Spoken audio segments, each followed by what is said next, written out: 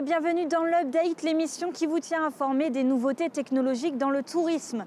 Ce mois-ci, on s'intéresse aux initiatives digitales chez les loueurs de voitures et on rencontre Serge Pilisser, organisateur d'un événement dans le tourisme du futur.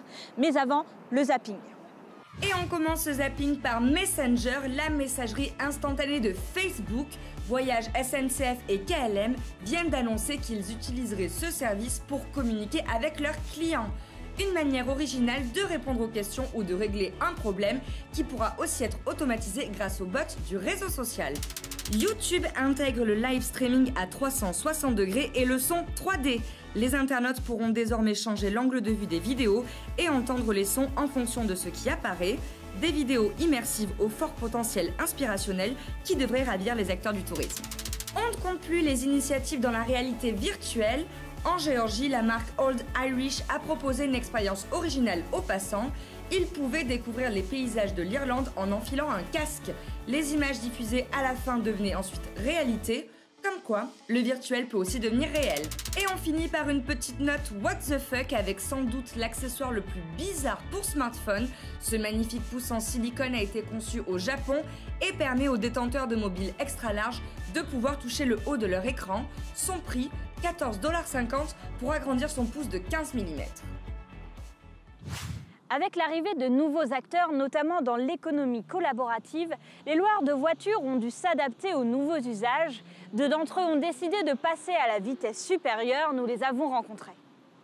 Hertz est une société historique dans la location de voitures. Si des acteurs collaboratifs comme Wicar ou Drivey sont venus jouer sur son terrain de jeu, le directeur général France ne les considère pas comme des concurrents directs. Ces acteurs-là ont ouvert le marché à des individus qui n'avaient pas accès à la location de voiture ou qui ne pensaient pas à la location de voiture. Les Parisiens aujourd'hui n'ont plus de voiture. Un quart des Parisiens a une voiture, trois quarts des Parisiens n'ont plus de voiture. Et puis si ce n'est pas trois quarts et que c'est deux tiers, ça reste deux tiers. L'arrivée de ces nouveaux acteurs a néanmoins fait évoluer les usages liés à la location de voitures. L'objectif était de supprimer les comptoirs et de proposer une expérience très simple. Pour rester compétitif, le loueur a lancé il y a 3 ans 24/7, un système permettant de réserver une voiture sur Internet ou via son mobile et de la déverrouiller grâce à son smartphone. Pour cela, il suffit de taper sur le pare-brise un code reçu par SMS. Un petit boîtier intelligent à l'intérieur permet ensuite d'obtenir des informations sur le conducteur et l'état de la voiture. À l'avenir, Hertz prévoit d'installer une technologie de détection des dommages pour recevoir une notification dès qu'un choc frontal a lieu. Le système 24/7 est beaucoup utilisé par une clientèle business, majoritaire chez Hertz, mais permet d'attirer une population plus jeune. Il est amené à évoluer pour devenir encore plus pratique. Demain, il est évident qu'avec les technologies embarquées, et entre autres la géolocalisation des véhicules, on va pouvoir prendre son véhicule non seulement dans une agence, mais peut-être en dehors d'une agence dans la rue, et le rendre dans la rue également, pas forcément d'ailleurs dans une zone spécifique, ni bornée, mais peut-être un peu n'importe où dans la rue ou dans des parkings. Du moment que nous, propriétaires de la voiture ou loueurs de la voiture, on sait où est le véhicule, c'est quelque chose qu'on peut faire. Du côté de chez Zipcar, racheté en 2013 par Avis Budget, l'objectif était aussi d'intégrer les nouveaux usages, notamment liés au mobile. La plupart de nos réservations sont faites aujourd'hui sur le téléphone mobile. Vous pouvez réserver en vraiment 3 clics, en quelques secondes, ce qui est une demande forte des clients aujourd'hui. Et ça participe aussi de la simplicité du service, d'accéder à une voiture aussi facilement que si c'était votre propre voiture. Le service d'autopartage présent dans plusieurs pays d'Europe propose aussi d'ouvrir sa voiture via son smartphone en composant son mot de passe à proximité du véhicule. Des emplacements dédiés sont prévus dans toute la ville de Paris à la manière des Autolib grâce à un accord passé avec la mairie de Paris. Ces voitures de plus en plus connectées ne sont que les prémices de la voiture autonome qui devrait bouleverser le secteur dans plusieurs années. Les voitures autonomes vont faire exploser en fait le marché de la location ou du transport si vous voulez, il y aura plus de différence entre le transport avec chauffeur et sans chauffeur par définition. Et donc, à mon sens, ça va être essentiellement un vecteur de croissance de la location de voitures au sens large, autopartage, etc., qui va être absolument énorme. Plus personne ne possédera sa propre voiture. En attendant l'arrivée de ces voitures autonomes, les loueurs essaient en tout cas de s'adapter aux usages et aux technologies pour ne pas se faire rattraper par les plus jeunes. Une façon de ne pas se faire ubériser comme d'autres acteurs du transport. Serge Pélissière a créé et organisé de nombreux événements dans le numérique. Fin mai, il lance les entretiens de Vixous qui traiteront du tourisme du futur. Nous lui avons donné rendez-vous au Terrasse Hôtel pour en savoir plus. Bonjour Serge Pélissière.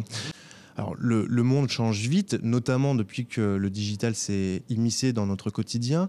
Les élus, les décideurs ont des difficultés à se projeter à ne serait-ce que 5 ans. Vous leur demandez de se projeter à 15 ans, 30 ans. Dans l'industrie du numérique, on essaie de se projeter très très loin pour bouleverser les usages à 30 ans. Et pourtant, on a des problématiques bilan et de ce qu'on appelle le time to market à 3 mois, à 6 mois. Voilà. On n'a pas cette problématique dans le tourisme.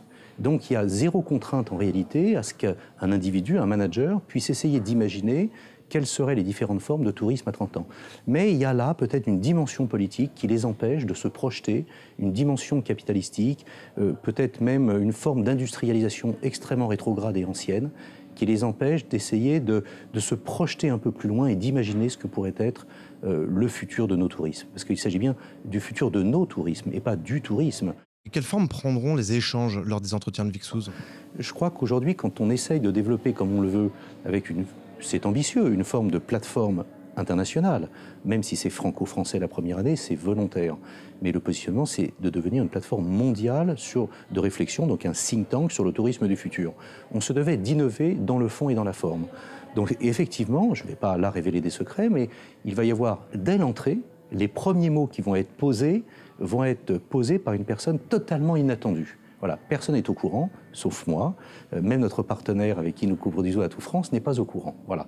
On va essayer de casser des habitudes, de dire aux gens, vous n'avez encore rien vu, vous n'avez rien entendu, vous n'avez pas pris la peine de réfléchir au-delà de 15 ans, 20 ans ou 30 ans. Le futur ne se décrète pas, le futur se réfléchit et on essaye d'imaginer quelles seraient les ruptures de paradigme en émettant des hypothèses. Est-ce qu'on peut avoir une idée des grands sujets les plus importants qui vont être traités à l'occasion des entretiens de Vixous ? Oui, alors, bon, pour le coup, j'ai envie de dire que c'est à la fois des sujets classiques, on ne va pas inventer les sujets d'aujourd'hui pourraient être des sujets demain, sauf que la façon dont on les aborde, la façon dont on va les vivre, la façon dont on va les consommer, n'auront plus rien à voir. Alors on va traiter bien entendu de la problématique du tourisme spatial, mais ce tourisme spatial, voilà, le premier réflexe, c'est d'avoir une pensée technologique pour savoir combien ça va coûter de prendre telle ou telle navette spatiale avec Virgin Galactic ou d'autres. Bien entendu, il y en a beaucoup d'autres. Aucune personnalité aujourd'hui émet par exemple l'hypothèse de je tombe malade dans l'espace lors d'un voyage donc touristique, comment je suis rapatrié. Donc là, mentalement, on a des cases à construire. Donc ce sujet est un sujet intéressant parce qu'elle permettra d'émettre des hypothèses. L'hébergement. Aujourd'hui, on a bâti, depuis 30 ans, il y a des groupes extraordinaires qui bâtissent des monticules et des tonnes de mètres cubes de béton.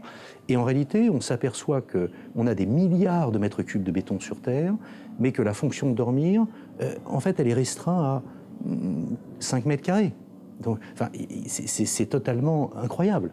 Donc aujourd'hui, je pense que le bâtiment lui-même va subir une transformation et va devenir peut-être le premier élément qui va rentrer en relation, en interactivité avec la personne qui va dormir. Et la personne qui va dormir, en fait, elle va voyager dans son sommeil demain. Qu'est-ce que vous souhaiteriez dire aux décideurs du tourisme ou aux élus qui hésiteraient de venir aux entretiens de Vixous ou qui auraient un peu peur du sujet ? Je crois que le meilleur message, c'est laissez au vestiaire vos anciennes idées, osez venir aux entretiens de Vixous, soyez vous-même, sortez de votre costume, essayez d'émettre des hypothèses, cassez les codes, imaginez en tant qu'individu ce que vous pourriez projeter pour vos enfants et vos arrière-enfants, mais n'imaginez pas aux entretiens de Vixous, essayez d'apporter des solutions pour votre entreprise à 2 ans. C'est pas ce qu'on leur demande. On leur demande de se projeter à 30 ans pour essayer de créer ce que les générations à venir vont vivre en matière de tourisme. Et c'est maintenant qu'il faut poser les hypothèses et les concepts. Merci beaucoup. Merci. Merci de votre attention et rendez-vous le mois prochain.